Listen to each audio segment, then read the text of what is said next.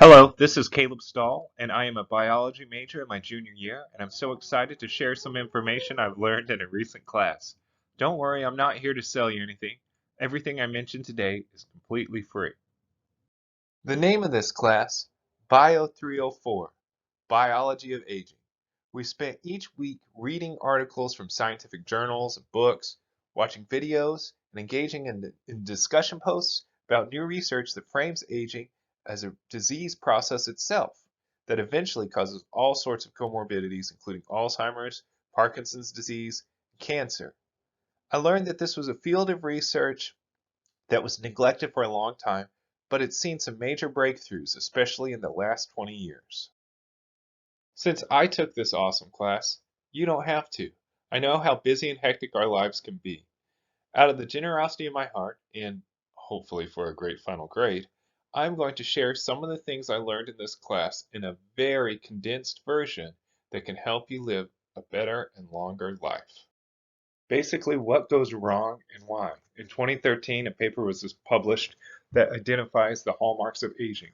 These are 9 biological markers of aging, and they are both interconnected and yet interdependent. Each week in class, we would learn about a different hallmark of aging. This is Lola Francisca, reportedly the oldest woman in the world. She sadly passed away this year at the age of 124.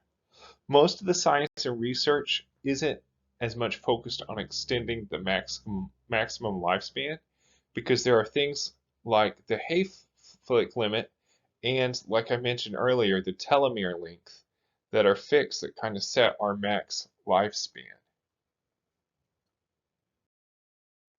So rather than just focusing on how to live longer, much of the research we read concerned extending health span, which is the healthy years of life. Have you ever noticed how some people just don't seem to age? While there are genetic factors at play here, there are lifestyle changes that can increase your energy and your health. Of course, there are natural disasters, accidents, violence, and other external mortality factors or ways to die. But let's focus on the things we can change.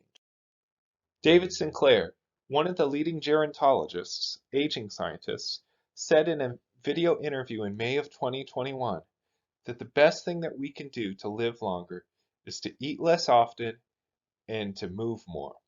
We live in a world with a surplus of food that is easy to obtain and more delicious and fattening than anything you could find in nature. When we eat less and move more, we cause good stress to our bodies that keep our defense mechanisms active. This good stress, we call it hormesis. So in order of importance, things we can do to increase lifespan and health span are diet, exercise, stress management, um, maybe supplements, right? And in the future, perhaps medicine. Now you don't have to do yoga on the beach, but it might help. There are so many ways to diet nowadays, but I'll mention one that has shown up again and again in research articles I've read throughout the semester: caloric restriction. In the article, The Impact of Caloric Restriction on the Epigenetic Signatures of Aging, caloric restriction, which is the reduction of caloric intake by 10 to 40% without causing malnutrition, has proven to be the most effective intervention that can extend the maximum lifespan in a wide range of organisms, including yeast, nematodes, flies, and rodents. It's also been proven in separate studies to increase lifespan in primates. However, they haven't had definitive proof about it increasing lifespan in humans, mainly because it's really hard to get to do a longitudinal, that is, a study over a long period of time with specific individuals, uh, do a longitudinal study uh, on diet in humans because it's hard to get people to adhere to a diet. But if you want to try on your own, an easy way to achieve caloric restriction is through fasting. Fasting is simply willfully not eating for a certain amount. There are many different styles or types of fasting. There's a 12-hour fast. Um, that's like if you eat at 7 p.m., you don't eat again until 7 a.m. That's probably, the easiest, I guess. The 16 to 8 hour fast is the one I most often use. I just skip breakfast. Some people like breakfast, and so they'll just skip dinner. There is the 23-1 fast, or the 1 meal a day fast. And now we're starting to get more and more risky and extreme. I would recommend talking to a doctor about these methods before you try anything. There's also the one on, one off method where you fast a day and then take a day off. And then finally, there's the fasting mimicking diet where you basically eat fresh plants for 4 days a month and then limit your protein and your fats. Can you tell from the last slide and this slide that I love smoothies? In addition to eating less, the other thing you can do is to eat less junk and more vegetables. So it can be hard to get enough fruits and vegetables that your body needs in a day, unless you throw them in a blender. Most people own a blender and it only takes about 5 minutes to cut up some fruits and veggies and throw them into the blender. I personally recommend the book, The Body Reset Diet by Harley Pasternak. That's the one where I got this recipe. But you can find all sorts of free smoothie recipes online. So my recommendation would be to skip breakfast or dinner and have a smoothie for a meal and see how you feel in a month. Now, if you're like my mother-in-law, Annie, and you hate smoothies and you hate the idea of fasting, my advice would be to make red grapes your go-to snack. They are high in resveratrol. It's a powerful antioxidant that combats one of the hallmarks of aging, oxidative stress. You might have heard them as free radicals. This is as a result of uh, our cellular metabolism um, producing energy. Some of these highly reactive oxygen species are created and they can create damage all throughout the body, particularly in the lipid membranes. So another great thing about grapes is that they're low in caloric density, but they're high in nutritional density. Now they're low in caloric density since they're mainly water. Now, if you're feeling hungry for something instead of meals, skip the potato chips and reach for a bowl of grapes, red grapes. Okay, so on to the second part of David Sinclair's advice from that video. Move more, but let's be specific.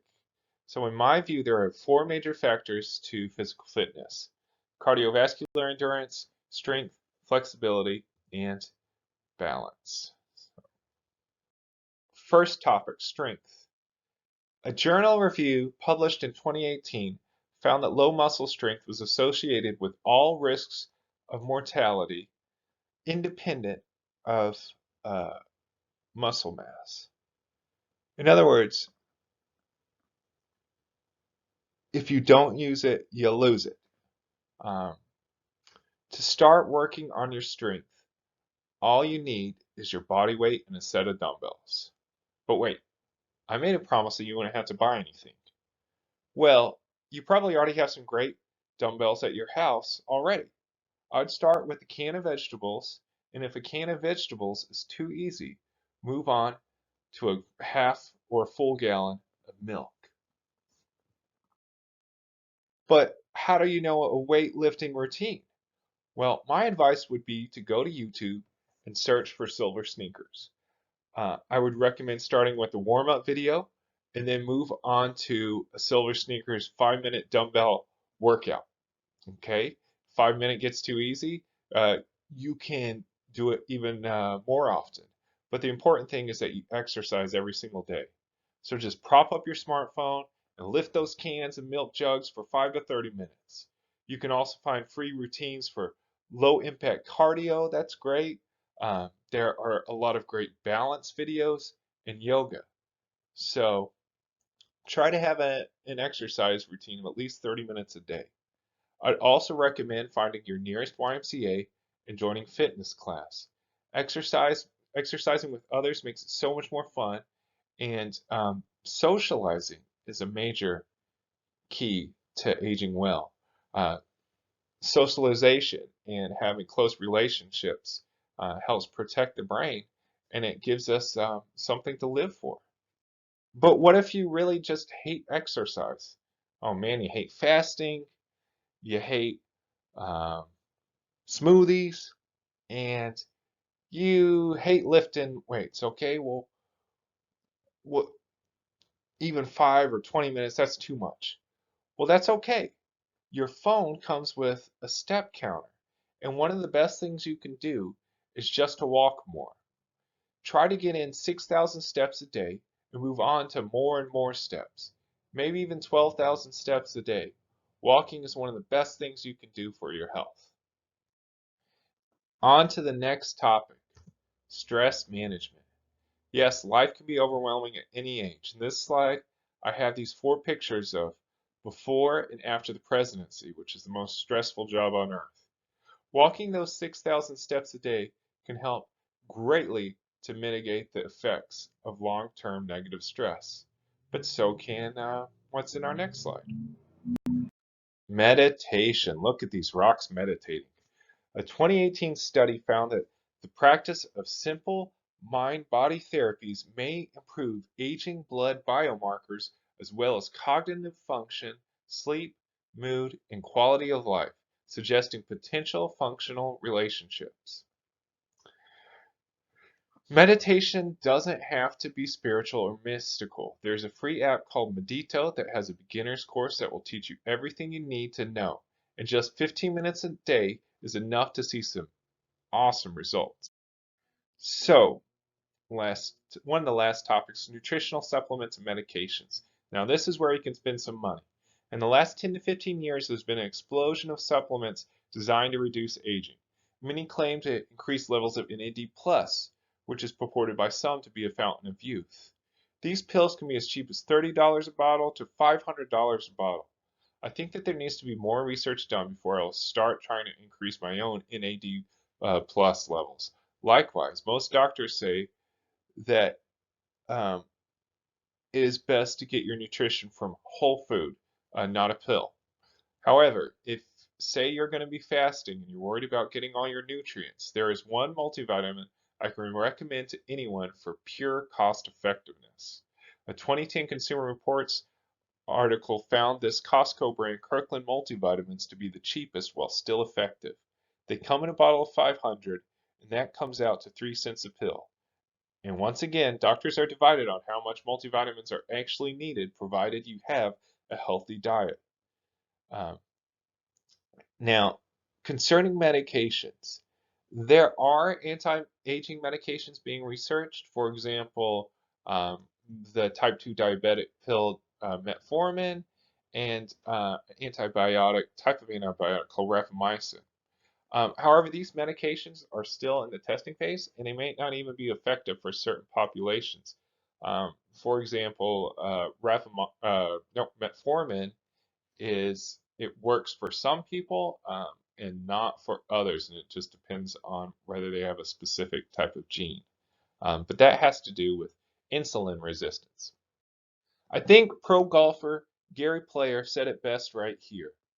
Um, he said his rules are eat half as much as you do right now, exercise twice as much as you currently do, laugh 3 times as much, and love without measure. I don't even golf, but this is great advice. I haven't touched much on this last subject, but remember what we're living for. We want to spend more time with our precious friends and our family. Life is great, and we have so much to look forward to. Here are some of my sources, and you can pause the video if you need to. Here are the rest of my sources. All pictures are Creative Commons or stock images from Microsoft PowerPoint, unless I otherwise noted. I would add 2 questions besides these exam questions with answers. What have you tried in the past to increase your lifespan? And the second question would be, what are you going to maybe implement today that might increase your health span?